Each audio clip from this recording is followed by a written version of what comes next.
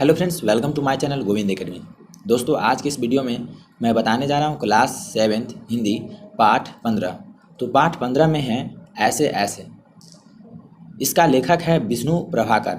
तो आइए इसका हम लोग पहले सारांश जान लेते हैं, उसके बाद प्रश्न उत्तर की तरफ चलेंगे। तो आइए सारांश की तरफ।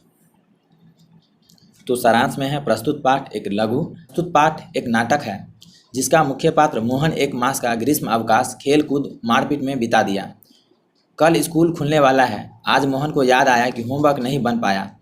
2-4 दिन तो अवश्य लगेगा होमवर्क बनाने में। कल ही स्कूल खुलेगा, वर्ग में पिटाई पड़ेगी। ठीक है, ये सभी बातें मोहन सोच रहा है। अतः उसने अबूझ पहेली ऐसे ऐसे नामक बीमारी का सहारा लेकर बेचैनी का नाटक करता है। कौन करता है? मोहन करता है। माता पिता ऐसे ऐसे अबूझ पहेली को नहीं समझ पाए। पड़ोसिन आई पहेली को और भी असाध्य बना गई, यानी कि और भी जटिल बना गई। दीनानाथ जी आए, पहले में उलझ गए। वैद्य जी आए, डॉक्टर साहब आए, अपने अपने ढंग से बीमारी को पकड़ा। 15-20 रुपया की दवाइयाँ भी आ गई, लेकिन मोहन की बीमारी को मास्टर साहब आते ही ऐसे ऐसे में समझ गए। 2-4 दिन और 8 दिनों की छुट्टी नामक औषधि पाते ही मोहन चंगा हो जाता है। सभी हैरान हो जाते हैं और ठहाके लगाने लगते हैं, क्योंकि उसके माता पिता अपने पुत्र को अपने से ही चतुर मानते। तो ये कहानी का सारांश था। अब आइए प्रश्न उत्तर की तरफ। उम्मीद है कि सारांश आप लोगों को समझ में आया होगा। प्रश्न संख्या 1 है, माँ मोहन के ऐसे ऐसे कहने पर क्यों घबरा रही थी? माँ ऐसे ऐसे होता है मोहन की इस बीमारी यानी कि बहाने को समझ नहीं पा रही थी। दूसरी तरफ मोहन माँ को देख कर और भी अधिक बेचैन का स्वांग यानी कि नाटक दिखाता था, इसलिए माँ घबरा रही थी। प्रश्न संख्या 2 है, ऐसा कौन कौन से बहाने होते हैं जिन्हें मास्टर जी एक ही बार में सुनकर समझ जाते हैं? ऐसा कुछ बहाने के बारे में लिखो, जो कि आप अपने मन से भी लिख सकते हैं। वैसे देख सकते हैं कि क्या लिखा गया है। उत्तर में है, प्रायः होमवर्क पूरा नहीं होने पर या स्कूल जाने से बचने के लिए स्कूली बच्चे अपने बहाने का सहारा लेते हैं। उसमें से कुछ निम्नलिखित है: सिर दुखना, पैर दर्द करना या पैर दर्द देना, पेट दुखना, सिर घूमना, चक्कर आना इत्यादि। ये सभी बहाने का बच्चे उपयोग करते हैं। पाठ से आगे है प्रश्न संख्या 1, स्कूल के काम से बचने के लिए मोहन ने कई बार पेट में ऐसे ऐसे होने का बहाने बनाए। मान लो कि एक बार सचमुच पेट में दर्द हो गया और उसकी बातों पर लोगों ने विश्वास नहीं किया, तब मोहन पर क्या बीती होगी? इसका उत्तर आपको खुद से बताना है। वैसे देखिए इसका आंसर, सचमुच में यदि मोहन के पेट में दर्द हो जाए तो उसे दवा लाकर कोई भी नहीं देगा और वह पेट दर्द से कराहता रह जाएगा तथा अपने किए पर अपराध पर पछताएगा। क्योंकि जब हम लोग ज़्यादा झूठ बोल लेते हैं तो सामने में जो भी व्यक्ति रहता है वो विश्वास नहीं कर पाता है, चाहे कोई भी व्यक्ति हो। इसलिए हमें ज़्यादा झूठ नहीं बोलनी चाहिए। चलिए प्रश्न संख्या 2 में है, पाठ में आए वाक्य लोचा लोचा फिर है के बदले इस तरह के अन्य पंक्ति भी हैं, जैसे इति नई नई बीमारियां निकली हैं, राम मारी बीमारियां ने तंग कर दिया है, तेरे पेट में तो बहुत बड़ी दाढ़ी है। अनुमान लगाएं कि इस पंक्ति को दूसरे ढंग से कैसे लिखा जा सकता है। इसका उत्तर आपको बताना है। चलिए, पहला है कि इति यानी कि इतनी नई नई बीमारियां निकली है। इसका उत्तर है कितनी नई नई बीमारियां निकली है।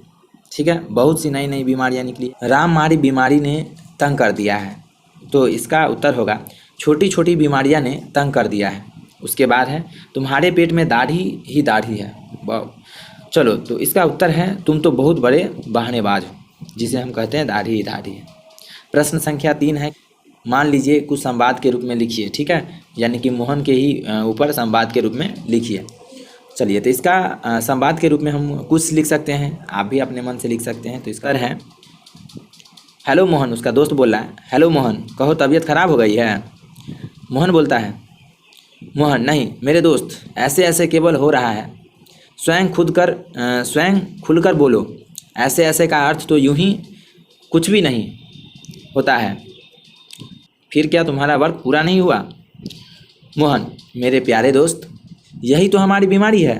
भला तुम कैसे ऐसे ऐसे का अर्थ जान लिया? स्वयं यूं ही मुझे भी कभी कभी ऐसे ऐसे हो जाता है जब स्कूल वर्क को छुट्टी में पूरा नहीं करता हूँ।